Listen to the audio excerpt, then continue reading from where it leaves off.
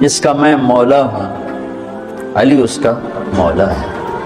اور یہاں مولا سے مراد دوست نہیں ہے، یہ ہم دوست کا ترجمہ کرتے ہیں آقا، سردار۔ جس کا میں سردار ہوں، علی اس کے سردار ہیں۔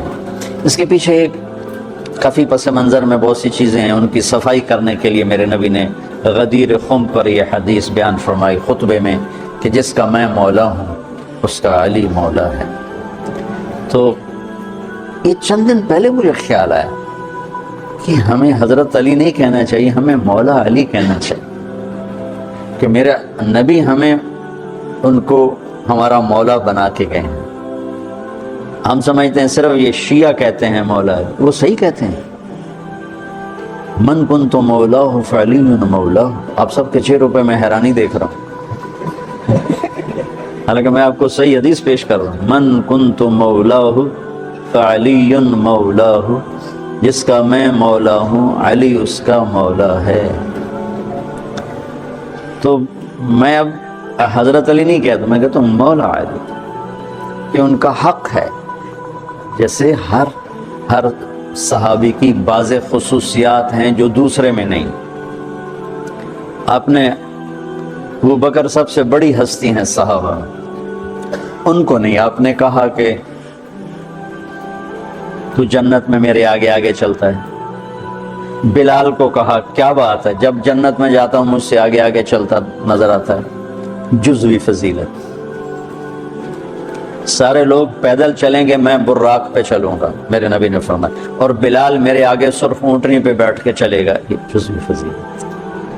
جنت میں جانے لگوں گا تو جنت کی سواری کی لگام ایسے نیچے گرے گی۔ نیچے گرنے کا مطلب ہے کوئی ڈرائیور آئے گا، کوچوان آئے گا جو چلائے گا، تو بلال حبشی کو یہ رسی پکڑائی جائے گی۔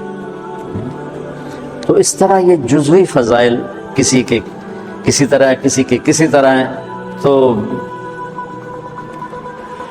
مجھے خیال ہے کہ ہم اہل البیت کے حق میں بڑی کوتاہی کرتے، بہت کوتاہی کرتے۔ ہم اللہ کے نبی کی اولاد کے تذکرے نہیں کرتے، اس سے ان سے محبت کی گرمی بھی نہیں پیدا ہوتی۔ تو میری اولاد کی برائیاں میرے سامنے شروع کر دو تو تم مجھے اچھے لگو، اور میرے سامنے آ کر میری اولاد کی تم تعریف شروع کر دو، چاہے مجھے پتہ بھی ہو جھوٹی تعریف کرنا، تو بھی میرا دل خوش ہو جائے۔ تو ہم نے نا اللہ کے نبی کے گھرانے کے بارے میں بہت کوتاہی کی، بہت کوتاہی کی۔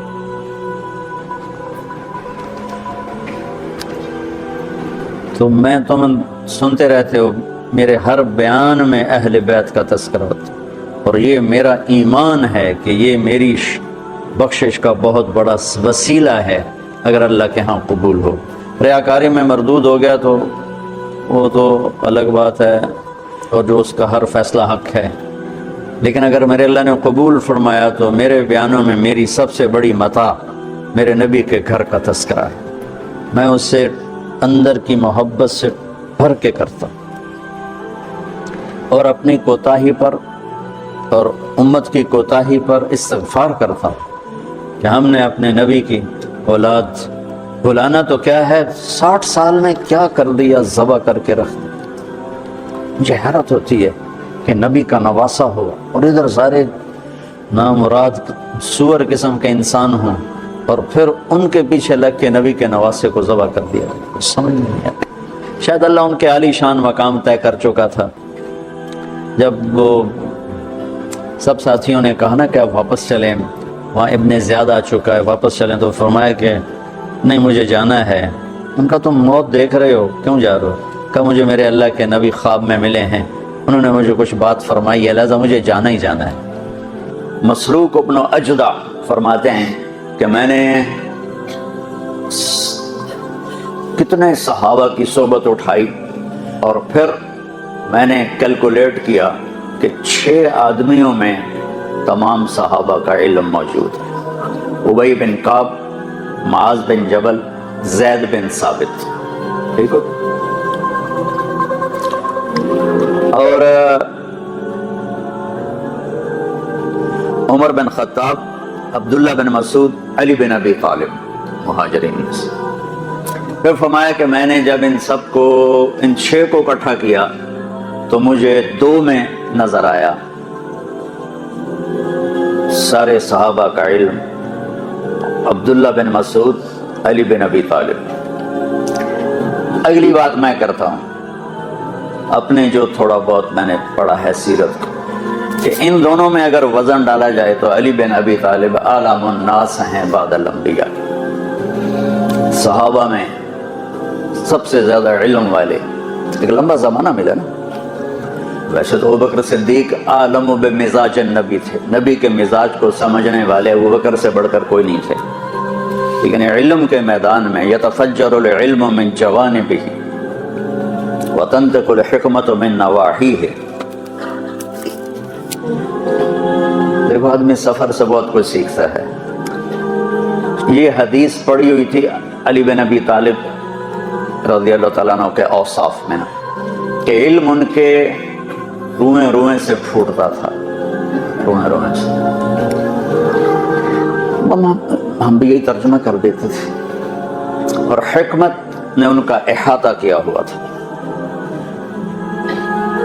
میں گیا گلگت، تو راستے میں نا پہاڑ دیکھے جن سے چشمے پھوٹ رہے تھے، تو میں نے گاڑی رکوائی، میں ان کو ایسے دیکھنے لگا۔ پھر یہ جملہ میرے ذہن میں، یتفجر العلم، علم کو تشبیہ دی چشمے سے، یتفجر، اور علی کو تشبیہ دی پہاڑ سے۔ چند چشموں سے پہاڑ مزین تھا تو میری گاڑی رک گئی، میں نے کہا مجھے ذرا دیکھنے دو، میں ایسے کر کے دیکھا۔ مجھے قدرتی مناظر سے نا بڑا عشق ہے، میں گم ہو جاتا ہوں اس میں۔ تو مجھے یہ جملہ ذہن میں آیا کہ جب 15-20 چشموں سے یہ پہاڑ اتنا خوبصورت ہے، اگر اس پہاڑ کے ہر پتھر سے چشمہ پھوٹے تو کتنا خوبصورت ہوگا۔ تو پھر میں نے اس کو حضرت علی علیہ السلام پہ منطبق کیا کہ علی وہ پہاڑ ہیں جن کے ایک ایک پتھر سے علم کے چشمے پھوٹ رہے ہیں۔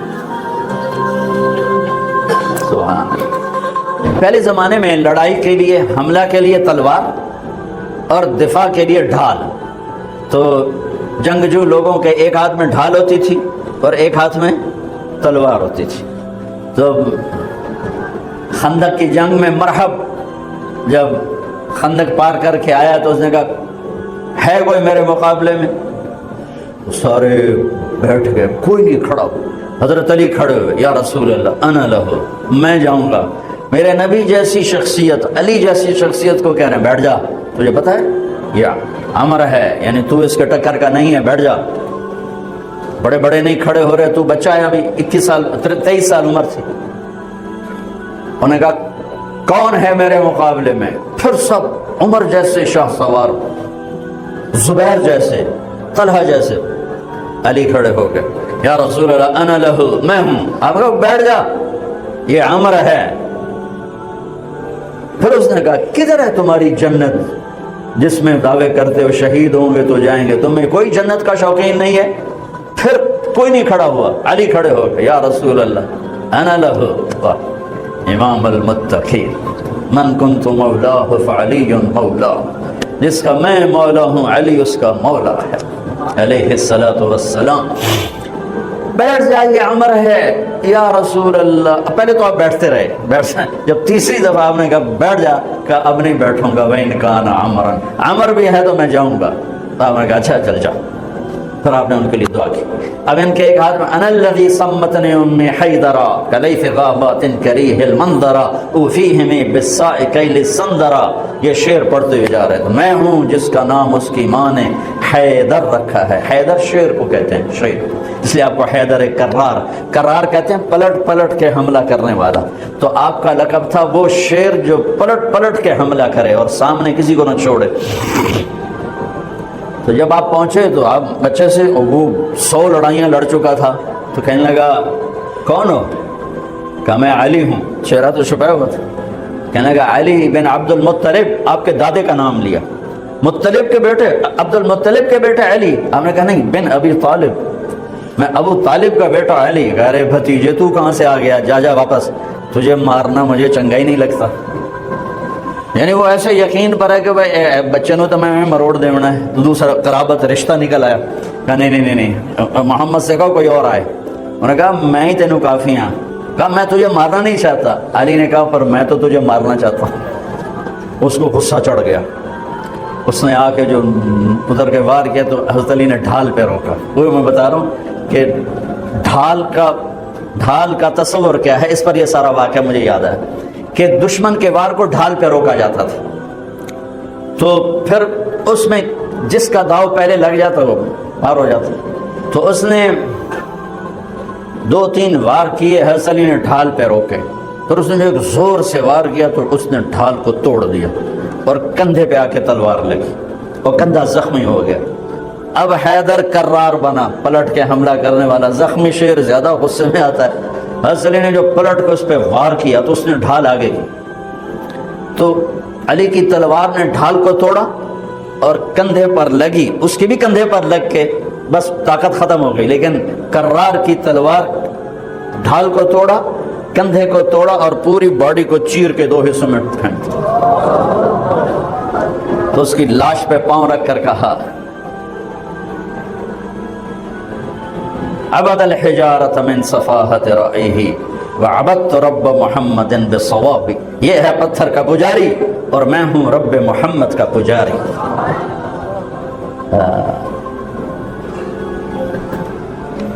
علی تقتحم الفوارس هكذا عني وعنهم أخروا أصحابي عبد الحجارة من صفاحة رأيه وعبدت رب محمد بالصواب وعفت عن أثوابه ولو أنني كنت المقتر بزني أثوابي لا تحسبن الله خاذل دينه ونبيه يا معشر الأحزاب. یہ اشعار فی البدیع پڑھے جس میں سے میں نے ایک کا ترجمہ آپ کو کر کے دے دیا ہے. تو ڈھال کیا ہے؟ دشمن سے بچاؤ. تو کوئی ڈھال ہونی چاہیے جو شیطان سے بھی بچاؤ ہو. وہ تو کم وقت ہمارے دل میں اتر جاتا ہے. تو میرے نبی کی ایک حدیث، الصوم جنہ، الصوم جنہ، الصوم جنہ. میں دہرا رہا ہوں، روزہ ڈھال ہے، روزہ ڈھال ہے. نماز ڈھال ہے؟ نہیں. زکوٰۃ ڈھال ہے؟ نہیں. حج ڈھال ہے؟ نہیں. جہاد ڈھال ہے؟ نہیں. تبلیغ ڈھال ہے؟ نہیں. تلاوت ہے؟ نہیں. تہجد نہیں. تسبیح نہیں. قربانی نہیں. خیرات نہیں. کیا؟ روزہ شیطانی لشکر کے خلاف ڈھال ہے. اس لیے میرے نبی رمضان کے آنے کو پورا سیلیبریٹ کرتے تھے. اتنا نہ حج، نہ نماز، نہ روزہ، نہ زکوٰۃ، جتنا حج کو، روزے کو میرے نبی استقبال کرتے تھے. آپ ممبر پر کھڑے ہوئے، وہ کون آ رہا ہے؟ یوں کہا. اب صحابہ کا منہ تو ادھر ہے. یستقبلکم وماذا تستقبلون. وہ کون آ رہا ہے؟ تم کس کے سامنے جا رہے ہو؟ ایسے ہو گئے. پھر آپ نے کہا ماذا یستقبلکم وماذا تستقبلون. وہ کون آ رہا ہے؟ کس کے سامنے جا رہے ہو؟ پھر صحابہ ایسے ہو گئے. پھر آپ نے کہا ماذا یستقبلکم وماذا تستقبلون. وہ کون آ رہا ہے؟ کس کے سامنے جا رہے ہو؟ حضرت عمر کھڑے ہو گئے. یا رسول اللہ اوحی نزل، کوئی وحی آ گئی؟ آپ نے کہا لا نہیں. عدو حضر، کیا کسی دشمن نے حملہ کر دیا؟ آپ نے کہا لا نہیں. کہا تو پھر کیا ہے؟ ہم نے کہا رمضان آ رہا ہے. سبحان اللہ. وہ کون آ رہا ہے؟ رمضان آ رہا ہے. رمضان کیا رہا ہے؟ ڈھال آ رہی ہے. کیا ہے؟ شیطان کا حملہ. یہ ایسی ڈھال ہے، دشمن سامنے سے وار کرے گا، ڈھال آگے کرو گے، اور وہ پیچھے سے آئے گا، تم پیچھے مڑ کے ڈھال کو ادھر لے جاؤ گے. ادھر آئے گا تو ادھر کرو گے، ادھر آئے گا تو ادھر کرو گے، پیچھے سے آئے گا تو پیچھے کرو گے. لیکن وہ تو ٹوٹ سکتی ہے. روزہ وہ ڈھال ہے، اگر صحیح کر گئے تو پورے دنیا کے شیطان نہیں توڑ سکتے. رمضان آ رہا ہے. رجب سے اہتمام شروع ہو جاتا تھا. 2 مہینے پہلے رجب کا چاند دیکھتے ہی میرے نبی فرماتے اللہم بارک لنا فی رجب و شعبان وبلغنا الی رمضان. یا اللہ ہمارے رجب اور شعبان میں برکت دے دے اور ہمیں رمضان نصیب فرما، رمضان ہمارے مقدر فرما. اور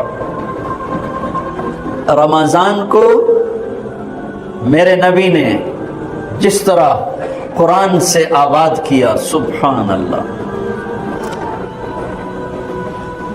اللہ تعالیٰ نے رمضان کا نام رکھا قرآن میں. محرم، صفر، ربیع الاول، ربیع الثانی، جمادی الاولی، جمادی الثانی، رجب، شعبان، شوال، ذوالقعدہ، ذوالحج. 11 مہینوں کے نام عربوں نے خود رکھے. 12واں مہینہ رمضان اللہ نے قرآن میں اس کا نام رکھا اور پھر عربوں سے رکھوایا. چونکہ اللہ نے قرآن اس وقت پڑھا تھا جب زمین آسمان بھی نہیں تھے، تو اللہ نے قرآن کی تلاوت فرمائی اور اس میں شہر رمضان آیا تھا. شہر رمضان الذی انزل فیہ القرآن. اللہ نے اور کسی مہینے کا نام قرآن میں نہیں لیا. محرم، وہ حرم، وہ یہ محرم کا مہینہ نہیں، وہ اور معنی میں ہے، وہ اور معنی میں ہے. صحابہ میں صرف ایک صحابی کا نام لیا، زید. فلما قضا زید منہا وطرا زوجناکہا. ان کو اللہ کے نبی نے اپنا بیٹا بنایا تھا. اور 12 مہینوں میں ایک مہینہ رمضان جب قرآن میرے نبی نے تلاوت فرمایا تھا تو اس میں بھی رمضان کا نام تھا. مسروق ابن اجدع فرماتے ہیں کہ میں نے کتنے صحابہ کی صحبت اٹھائی اور پھر میں نے کیلکولیٹ کیا کہ 6 آدمیوں میں تمام صحابہ کا علم موجود ہے. ابی بن کعب، معاذ بن جبل، زید بن ثابت. ٹھیک ہے. اور عمر بن خطاب، عبداللہ بن مسعود، علی بن ابی طالب، مہاجرین میں سے. پھر فرمایا کہ میں نے جب ان سب کو، ان 6 کو اکٹھا کیا تو مجھے 2 میں نظر آیا سارے صحابہ کا علم، عبداللہ بن مسعود، علی بن ابی طالب. اگلی بات میں کرتا ہوں، اپنے جو تھوڑا بہت میں نے پڑھا ہے سیرت کو، کہ ان دونوں میں اگر وزن ڈالا جائے تو علی بن ابی طالب اعلم الناس ہیں بعد الانبیاء. صحابہ میں سب سے زیادہ علم والے. ایک لمبا زمانہ ملا نا. ویسے تو ابوبکر صدیق عالم بمزاج النبی تھے، نبی کے مزاج کو سمجھنے والے ابوبکر سے بڑھ کر کوئی نہیں تھے. لیکن علم کے میدان میں یتفجر العلم من جوانبہ وتنطق الحکمت من نواحیہ. ایک آدمی سفر سے بہت کچھ سیکھتا ہے. یہ حدیث پڑھی ہوئی تھی علی بن ابی طالب رضی اللہ تعالیٰ عنہ کے اوصاف میں، کہ علم ان کے روئیں روئیں سے پھوٹتا تھا، روئیں روئیں سے. ہم بھی یہی ترجمہ کر دیتے تھے. اور حکمت نے ان کا احاطہ کیا ہوا تھا. میں گیا گلگت تو راستے میں نا پہاڑ دیکھے جن سے چشمے پھوٹ رہے تھے. تو میں نے گاڑی روکوائی، میں ان کو ایسے دیکھنے لگا. پھر یہ جملہ میرے ذہن میں، یتفجر العلم، علم کو تشبیہ دی چشمے سے، یتفجر. اور علی کو تشبیہ دی پہاڑ سے. چند چشموں سے پہاڑ مزین تھا تو میری گاڑی رک گئی. میں نے کہا مجھے ذرا دیکھنے دو. میں ایسے کر کے دیکھا، مجھے قدرتی مناظر سے نا بڑا عشق ہے.